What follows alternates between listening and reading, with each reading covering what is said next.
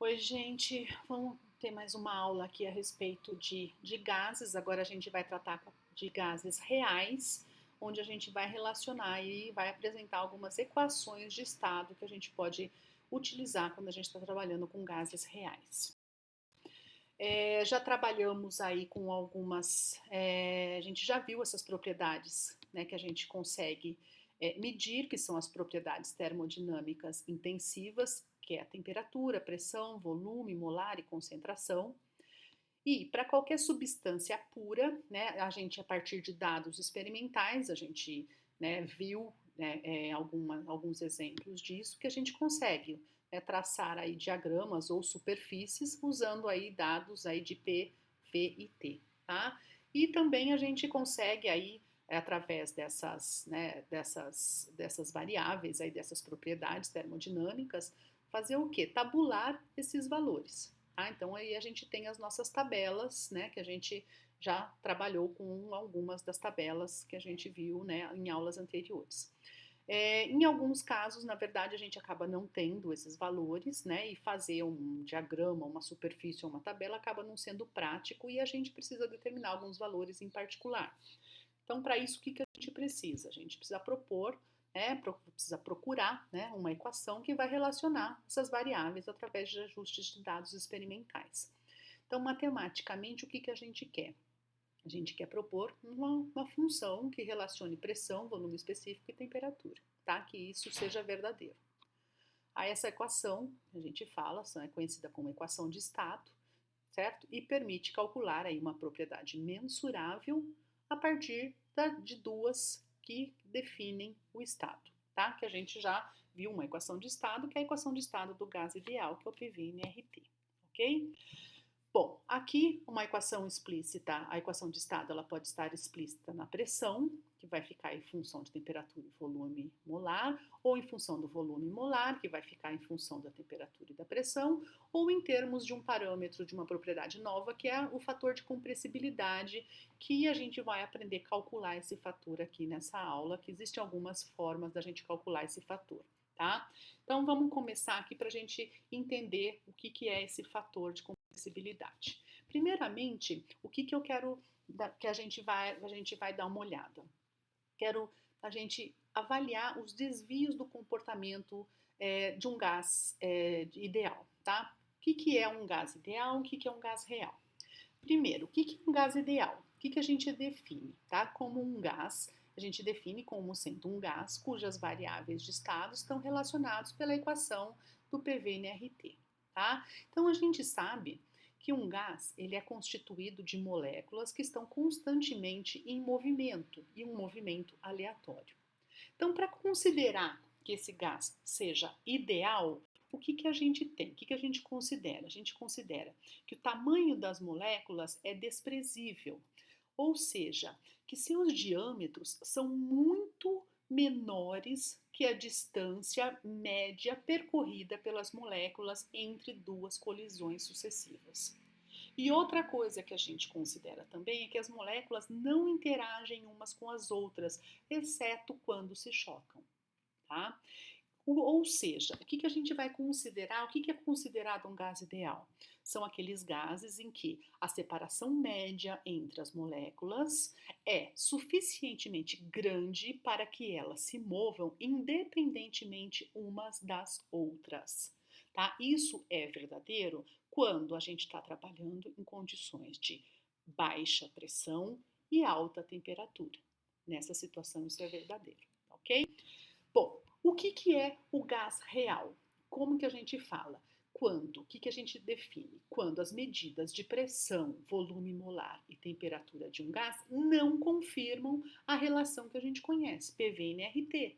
Eu não consigo estimar temperatura por PV-nRT conhecendo as outras variáveis, tá? Então aqui eu coloquei ao lado só as equações para a gente lembrar que eu posso dividir o volume pelo número de mol e chegar nessa equação aqui onde eu vou ter aqui o meu volume molar, tá? Só para ir adiantando isso daqui.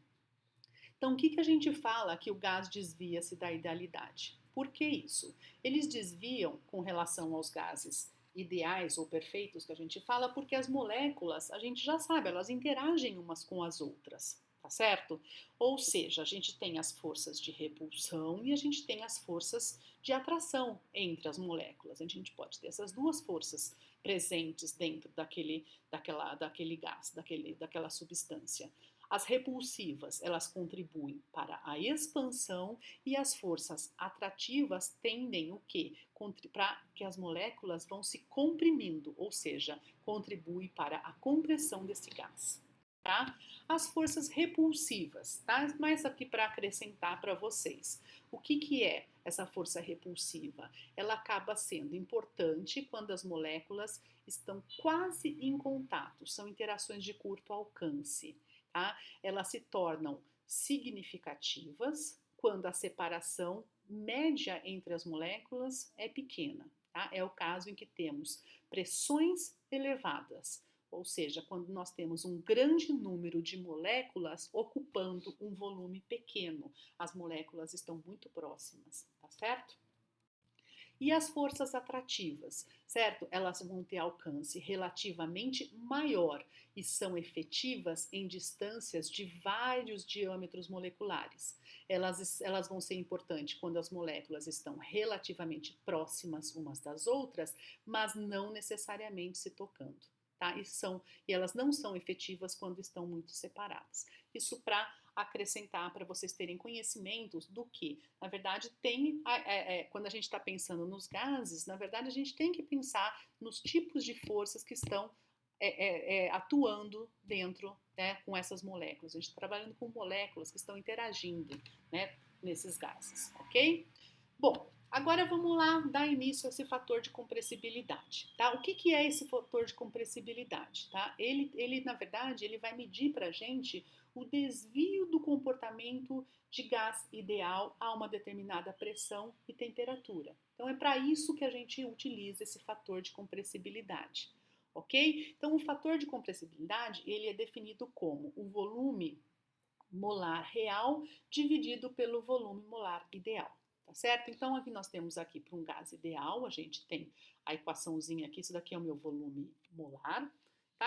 Aí eu substituo na equação e chego nessa equaçãozinha aqui.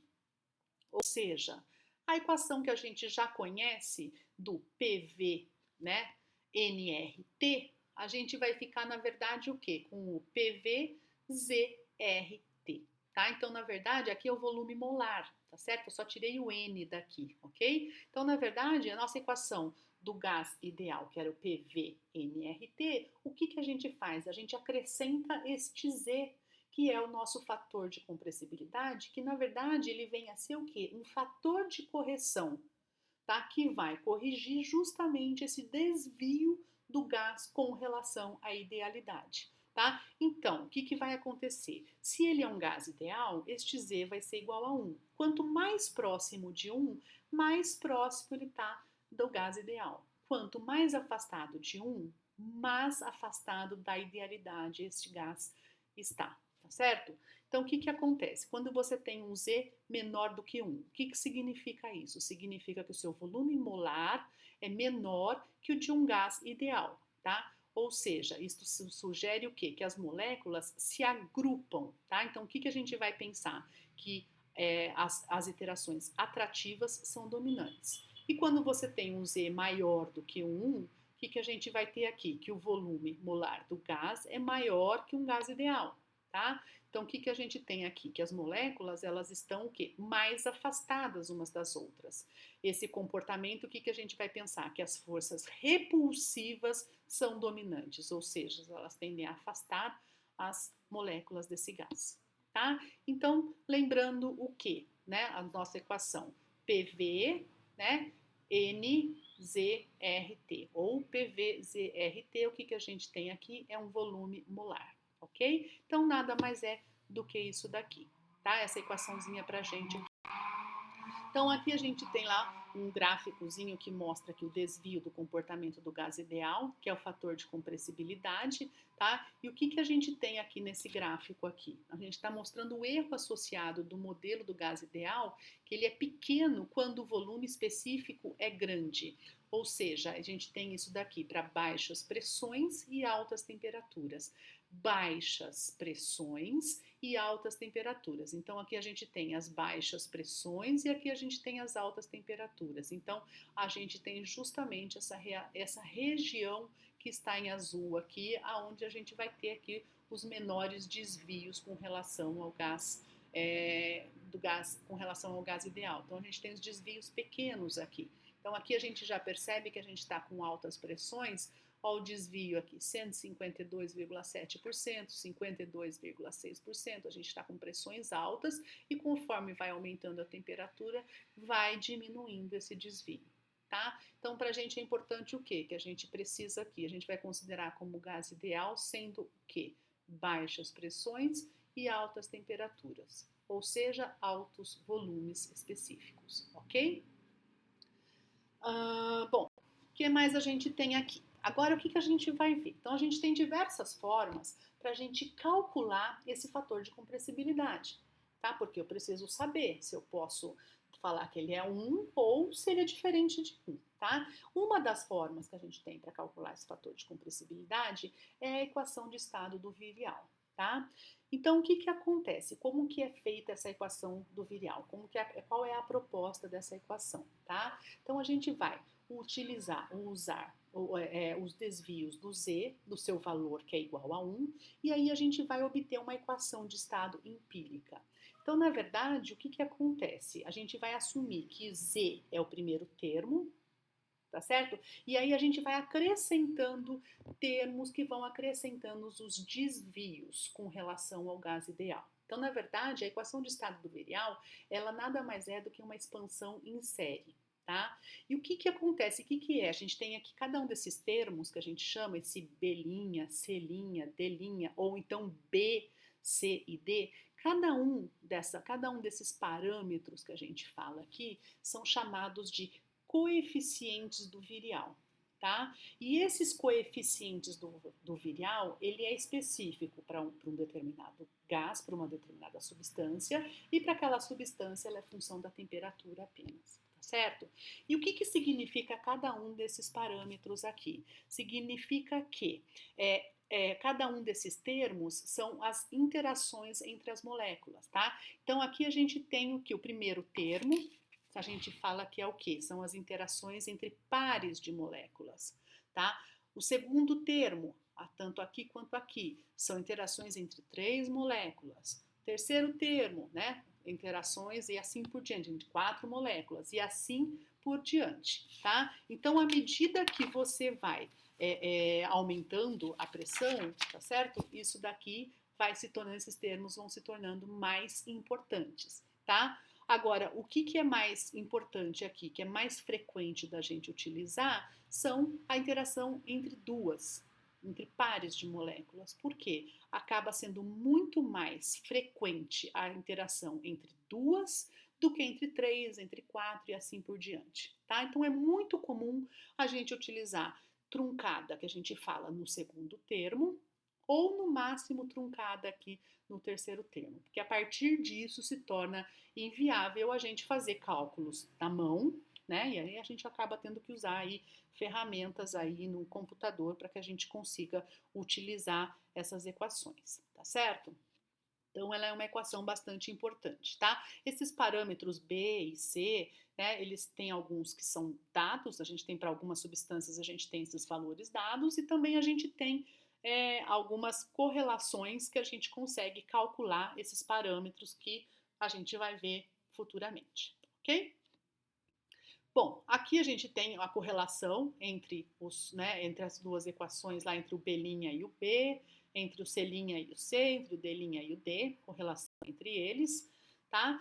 E aqui a gente tem a equação que a gente acaba efetivamente utilizando, que é a equação do virial truncada no segundo termo e depois a truncada no terceiro termo, tá? Então a gente pode escrever a truncada no segundo termo dessa forma que está aqui, ou então truncada, né, ou escrita dessa forma aqui. Aqui ela está escrita com relação aqui ao nosso volume molar, né, e aqui ela está escrita com relação à pressão, certo? E a truncada no terceiro termo, a forma mais apropriada da gente utilizar é essa que está aqui, ok? Bom, aí aqui, o que a gente vai fazer? A gente precisa, né, essa parte realmente é o quê? É utilizar equação, tá? Então, a gente precisa o quê? Fazer um exercício e aplicar essas equações aqui. Então, a gente vai resolver agora 2 exercícios e depois eu vou propor aí uma atividade baseada nesses exercícios que a gente vai resolver aqui, ok? Bom, o que a gente tem aqui? Determinar a pressão exercida, né, a temperatura de 100 Kelvin por 0,104 mol de oxigênio gasoso em um recipiente de volume 0,225 decímetros cúbicos, utilizando a equação de estado do virial truncada no segundo termo. E aí ele dá para a gente o valor do B, que é menos 197,5 centímetros cúbicos por mol. Tá? Então, ele quer que a gente use a equação do virial truncada no segundo termo. Tá? Então, a equação do virial truncada no segundo termo, a gente tem esta opção ou a gente tem esta opção. Tá? Então, esta equação, a gente pode só observar que eu posso usar isso daqui, esta parte, Z igual a PV sobre RT. Posso usar PV sobre RT igual a 1 mais BV. E também posso usar que Z é igual a 1 mais B sobre V. Tá? Da mesma forma que eu posso igualar isso com isso, essa parte com esta parte, ou posso igualar isso daqui, certo?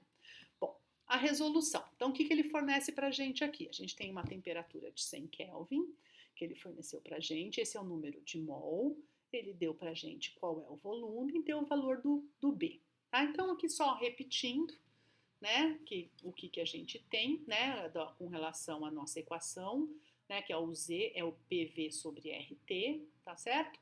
O nosso V dessa equação é o volume molar, que ele dá naquela equação anterior, pelo seguinte, né, PV é ZNRT, se divide pelo número de mol, essa aqui que é a nossa equaçãozinha, que é o PVZRT, e aí ele coloca pra gente lá essas duas equações lá. Então, na verdade, a equação que ele trata lá, ele está tratando esse volume que está lá, é um volume molar, tá? Então, eu vou começar aqui, vou começar com essa equaçãozinha aqui, tá? Aqui, eu só fui fazer o quê? Com a outra equação, tá certo? Eu fui lá, aqui dessa forma, eu fui lá e calculei o meu Z, tá certo? 1 mais B sobre V. Calculei aqui o meu volume molar, que eu deixei lá em centímetro cúbico por mol, que está o inverso aqui, calculei o meu Z. Aí eu fui lá na minha equaçãozinha, tá certo? O meu PVZRT, calculei a minha pressão, que deu também aproximadamente 350 kPa. Tá? Então, ao invés de eu calcular diretamente a pressão, aqui eu fui lá, calculei o meu Z pela equação do virial, tá certo? Usando apenas o volume específico aqui, calculo o meu Z e vou lá e tiro. Depois jogo direto na equação de estado e tiro direto aqui a minha pressão. Ou ainda eu posso utilizar aquela outra forma da equação, tá certo? Aí o que eu faço aqui? Passo esse termo para cá, ponho a minha pressão em evidência e só jogar os valores de novo. Mais uma vez, prestar atenção nas unidades, ok? Então, basicamente, é isso aqui que a gente tem que fazer. Agora, aqui o que a gente vai fazer? Um outro exercício. Então, aqui eu estou pedindo para calcular o volume molar e o fator de compressibilidade para o vapor do isopropanol a 200 graus Celsius e 10 bar, utilizando. Eu quero que primeiro utilize a equação do gás ideal. Eu quero que depois utilize a equação do virial truncada no segundo termo e depois a equação do virial truncada no segundo termo. Tá? Então, ele me deu o B, o valor do B e me deu o valor do C, para esses dois casos. Então, aqui, mais uma vez, o que a gente precisa? Aplicar as equações. Considerando o gás ideal, o que eu tenho? Temperatura, lembrando que a gente tem que trabalhar sempre em Kelvin. Ele me deu a pressão, meu PV nRT, que vai ser a nossa equação do gás ideal, né? No gás ideal, Z igual a 1. Tá? Então, para calcular meu volume molar, eu só vou utilizar os valores. O R aqui, eu fui lá numa tabela e peguei um R que fosse conveniente, que eu achei lá 83,14 centímetro cúbico bar por mol Kelvin. Tá certo? Substituí os valores e cheguei nesse valor aqui para volume específico, ok? Bom, agora o que a gente vai fazer? Vai utilizar o virial truncada no segundo termo, tá? Então, a equação do virial truncada no segundo termo, eu preciso calcular o meu volume específico, então eu vou ter que usar esta relação aqui, tá certo? A outra relação a gente acaba tendo que usar um método iterativo, então essa daqui acaba ficando mais fácil, tá? Então, eu tenho o valor do B, tenho o valor da temperatura, tá certo? Tenho o valor da pressão, só substituir os valores, tá? Então, vou lá, isolei o meu volume, né? Vou passar o meu RT e o meu P para o lado de lá, tá certo? E só vou substituir os valores aqui, tá? Aqui, mais uma vez, prestar atenção nas unidades, né? Colocar as unidades aqui certinho, vocês vão ver que vai sobrar o quê?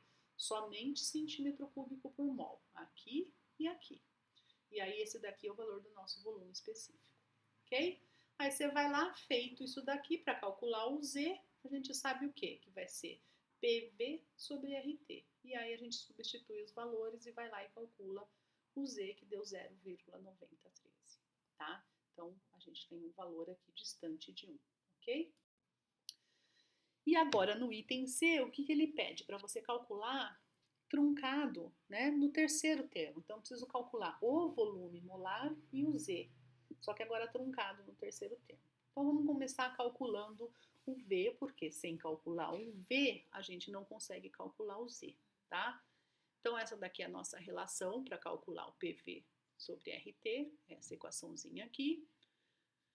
Vou isolar o meu V daqui, passar o RT para lá, tá certo? Substituir o valor do R, substituir o valor da temperatura e substituir o valor da pressão. Tá certo? Tem o valor do B, tem o valor do C, substituir também, tá? O que a gente observa aqui? Por mais que a gente tente, a gente não consegue isolar o volume, tá? Por mais que a gente manipule essa equação aqui, a gente vai ficar com volume em cima, volume embaixo, e a gente não consegue isolar o volume para calcular um valor para ele, tá? Então, o que a gente precisa fazer? A gente precisa fazer aquele método iterativo, que na verdade eu faço o quê? Eu chuto um valor, calculo, até que esses valores vão se aproximando, né? E aí a gente finaliza, né, nesse resultado quando esses valores baterem, tá? Então vamos lá, o que a gente tem que fazer, né? Para a gente começar esse método iterativo, o que eu preciso? Primeira coisa, eu preciso chutar um valor. E que valor que eu vou chutar? Tá? O meu valor, uma ideia para um primeiro valor de chute seria o quê? Vou considerar ele um gás ideal. Tá certo? A gente já fez a conta de quanto dá o volume específico lá no item A, quando ele é um gás ideal. Então, esse é um chute ótimo para a gente considerar, tá certo? Então, eu vou lá e vou fazer o quê? Meu primeiro chute vai ser o quê? O valor que a gente teve lá para o gás ideal, que vai ser, meu volume vai ser 3.932,5 centímetros cúbicos por mol. Lá no item a gente considerou isso aqui. Então, o que eu vou fazer? Eu vou jogar esse valor aqui nesse volume, e vou ver quanto é que dá essa conta. Tá certo? Então é isso que a gente faz e vou ver se quanto que vai dar isso daqui, tá certo? Eu vou calcular o valor do V. Aí eu vou ver se esse V que eu calculei vai dar igual a esse V que eu chutei. É isso que é o método iterativo. Então, no próximo slide eu faço isso. Quem que vai ser então o meu V calculado? Coloquei esse valor que eu falei para vocês, tá certo? E daí o que eu tenho lá? Quem que é o meu V calculado? Né? Eu cheguei num valor, fiz essa conta e cheguei lá no 3.537,89. Ou seja, não deu igual ao valor do meu chute, que foi 3.932,5. Então não deu, não quero, tá longe, não estou satisfeita com esse resultado. Então esse novo valor que eu calculei aqui vai ser o meu próximo chute. Certo? Então, agora, esse V aqui, eu vou entrar com ele no valor do chute e vou calcular um outro valor de volume molar. Então, vou lá na minha equação, jogo no lugar dos volumes e calculo o meu novo V. tá certo? Então deu 3.493. Também, para mim, ficou longe do valor que tinha. Não gostei. Vou lá e vou chutar de novo. Ou seja, esse daqui vai ser o meu valor do chute. Tá certo? Então, esse daqui vai ser o meu valor do chute. Vou lá na minha equação, coloco o valor no lugar do V e calculo. 3.493, 3.487. Não estou gostando. Então, o que eu faço agora? Vou pegar esse valor aqui, vou jogar lá em cima e calcular um VCalc 4. E assim por diante. Eu vou calculando isso até os valores baterem, tá? Então, aí o que eu fiz? Eu só fui lá e coloquei isso numa tabela, porque a gente pode ir fazendo isso repetidamente numa calculadora, tá certo? Então, a gente não precisa ficar fazendo esses cálculos passo por passo, tá? Então, você pode pôr uma formulinha na calculadora e ir fazendo. Então, fui lá, fui jogando, né? Ó, o primeiro valor deu isso, peguei esse daqui agora, esse daqui vai ser o meu chute, deu esse, repeti ele, deu esse, fui lá, meu chute deu esse valor, ó, vocês estão vendo que está aproximando, aí peguei esse valor, já deu esse, olha aqui, já está bem próximo, aí resolvi fazer mais uma vez, olha só, os valores já bateram, tá certo? Então, com isso daqui, eu resolvo parar aqui, isso daqui para mim já tá bom esse valor, ou seja, esse daqui eu vou falar que é o meu volume específico, o meu volume molar, desculpa, tá certo? Então, o que a gente vai ter aqui? Vou calcular aqui como o meu volume molar, vou assumir como sendo 3.486,45, que foi o valor que bateu, centímetro cúbico por mol. Feito isso daqui, a gente vai lá e tira o valor do Z, que deu 0,8866, o anterior tinha dado 0,90. Certo? Então aí deu pouca, né? Relativamente pouca diferença truncada no segundo e truncada no terceiro, no terceiro termo. Ok? Então aí, depois disso daqui, o que a gente vai fazer? A gente faz aí alguma atividade relacionada com esse tipo de aplicação, tá certo? E aí tem outras equações ainda, é uma infinidade de equações com um monte de parâmetros que a gente tem para a gente conseguir determinar, para a gente calcular, né, essas propriedades aí com relação aos desvios aí quando a gente não tem gás ideal, ok? Então, por enquanto é só isso e aí depois a gente acrescenta mais. Obrigado, até mais.